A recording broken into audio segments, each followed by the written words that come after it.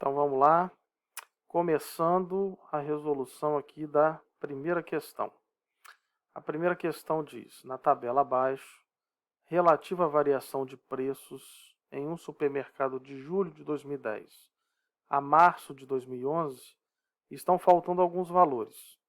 Quais são os valores de x, y e z, respectivamente?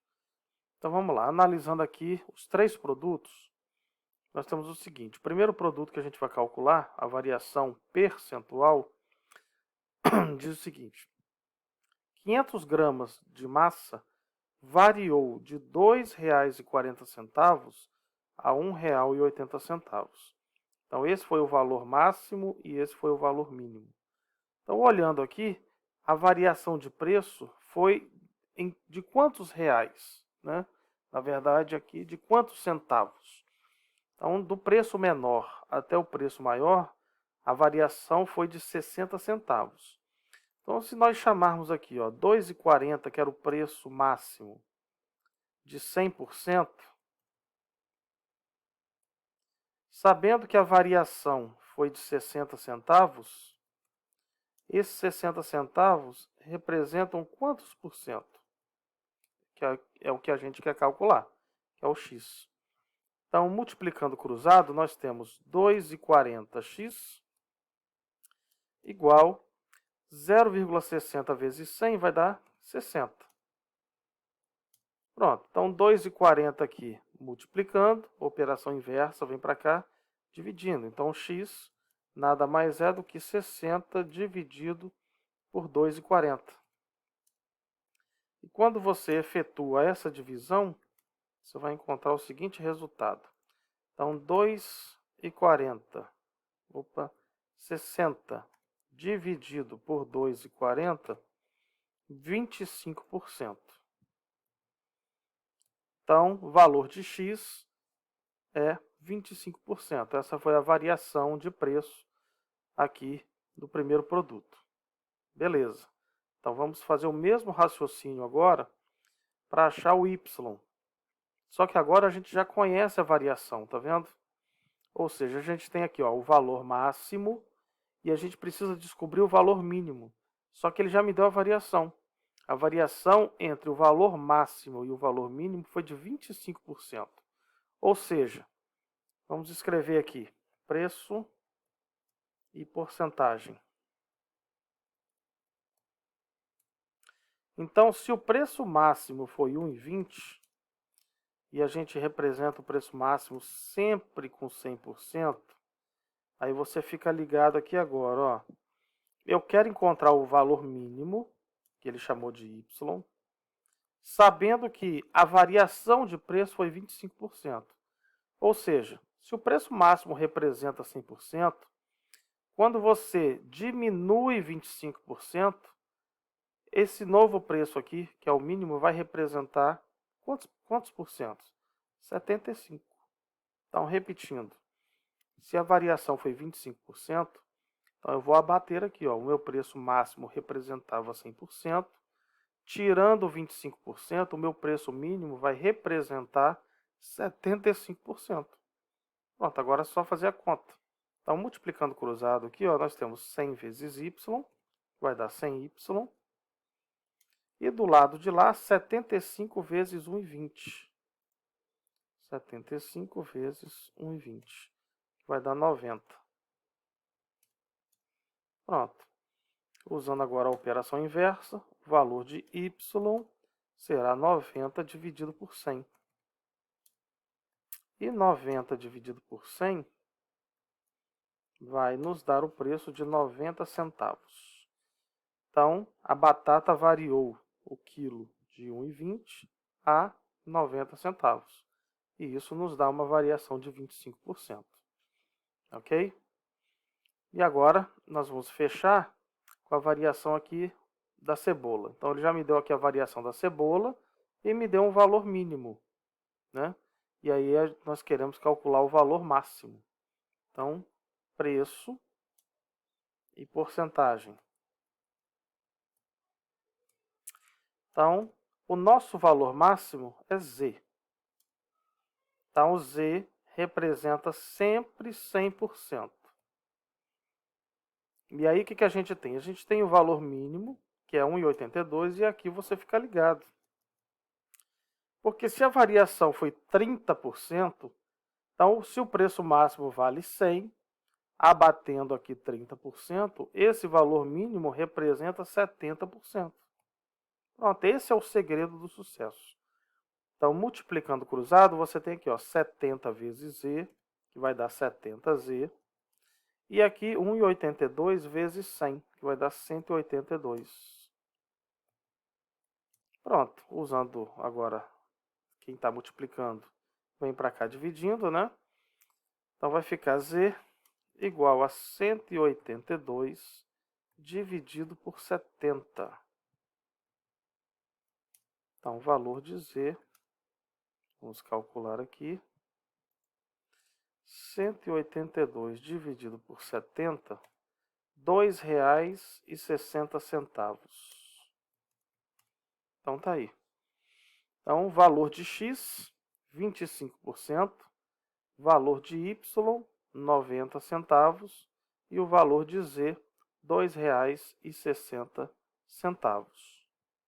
A próxima questão diz o seguinte: Juliana comprou um aparelho celular, cujo preço à vista é R$ 1.690, pagando 60% de entrada e o restante após um mês, em uma única parcela acrescida de R$ 54,08 de juros. Qual a taxa de juros simples mensal cobrada pela loja? Então, a primeira coisa você vai calcular, valor da entrada. O valor da entrada é 60% de 1.690. E isso vai dar o seguinte, 60% significa 60 dividido por 100. E você vai multiplicar isso aqui por 1.690. Ou seja, 60 vezes 100 vai dar 0,6 vezes 1.690. Então, isso vai dar aqui o valor de entrada. Então, vamos calcular 1.690 vezes 0,6. 1.690 vezes 0,6. R$ 1.014. Então, esse foi o valor da entrada. Então, depois que ela deu a entrada, quantos reais faltaram? Então, valor que resta pagar. Então, vou colocar aqui também em vermelho. Então, o valor que resta pagar é 1.690 menos 1.014.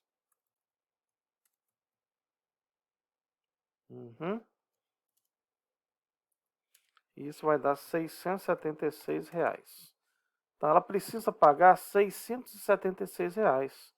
Só que a loja vai cobrar aqui, ó, R$ 54,08 de juros. Então, isso representa quanto em porcentagem? Então, nós podemos usar o mesmo pensamento da questão anterior. Então, valor e porcentagem. Então, vamos lá. Valor. 676 é o que falta. Isso representa 100%. Só que a loja vai cobrar R$ 54,08 de juros. E isso representa quantos por cento? Então, multiplicando cruzado, você tem 676 vezes x. E aqui você tem 54,08 vezes 100.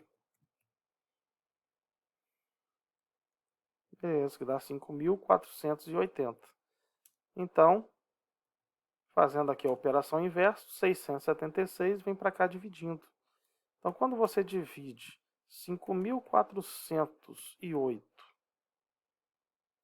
por 676, você vai encontrar exatamente quanto? Vamos ver. 5.408 dividido por 676, 8%. Então, tá aí. Então, a pergunta é, qual a taxa de juros simples mensal cobrada pela loja? 8% ao mês. Então, esse é o resultado da nossa questão. 8% ao mês. Então vamos lá, para a última questão, né? Questão 6, que é a terceira que a gente vai resolver. E a questão diz assim: Rodrigo deseja aplicar, né? Está faltando aqui aplicar um capital no sistema de juros simples, de modo que o seu valor dobre ao final da aplicação. Então, deseja aplicar. Quantos meses após esse capital ter sido aplicado a uma taxa de 2,5% ao mês terá atingido a quantia? Então, ele quer que você pode inventar um valor, né, qualquer, ou você pode fazer o seguinte: capital que ele quer aplicar, X. E ele quer obter ao final da aplicação um montante que é o dobro, ou seja, 2x. Então vamos lá. Primeiro, nós temos aqui as duas fórmulas do juros simples. Juros é igual ao capital vezes a taxa vezes o tempo. E o montante, que é o capital mais os juros. Então aqui, usando essa segunda fórmula, nós já sabemos que ele quer um montante 2x, aplicando um capital igual a x, e nós precisamos saber os juros. Então, nós vamos usar aqui essa segunda fórmula para calcular esses juros. Então, juros é igual ao capital, que é x, vezes a taxa, que é 2,5%, ou seja, 2,5 dividido por 100. Então, 2,5 dividido por 100, 0,025. 0,025 vezes o tempo, que é o que nos interessa. Ou seja, organizando aqui, nós temos 0,025xt. Então, esse aqui é os juros, que nós vamos substituir aqui, ó. Então, vai ficar assim. Opa. Então, vai ficar assim, ó. 2x é igual a x, mais os juros, 0,025xt. Pronto, uma equação simples. Eu tenho o x aqui positivo, ele vem para cá negativo. Então, nós podemos fazer o seguinte. Então, vai ficar 2x menos x, que é igual a 0,025xt. Observa o seguinte, 2x menos x vai dar x. Então, vamos colocar aqui, ó. Então, vai ficar x igual a 0,025xt. Eu tenho x de um lado e também tenho x do outro. O que nos interessa é o tempo. Então, se o que nos interessa é o tempo, nós vamos isolar o tempo. E todo esse valor aqui que está multiplicando vem para cá dividindo. Então, vai ficar x dividido por 0,025x. Beleza. Então, veja bem, muita gente tem dúvida do seguinte: eu tenho x em cima e x embaixo. Opa, eu vou cortar o x e aqui em cima não sobra nada. Sobra sim, porque eu posso escrever o x como se fosse 1x. Só que esse 1 geralmente fica escondido, né? Então, na verdade, quando você simplifica aqui, ó, x com x, vai sobrar 1 em cima e 0,025 embaixo. Então, o tempo vai ser 1 dividido por 0,025, que vai dar um total, ó, 40 meses. Então, após 40 meses, Rodrigo consegue fazer com que o seu capital aplicado, ao final dessa aplicação, tenha gerado o dobro, ok? Então, essa é a resposta do nosso último exercício. 3 exercícios interessantes aqui de juros simples e espero que você tenha entendido.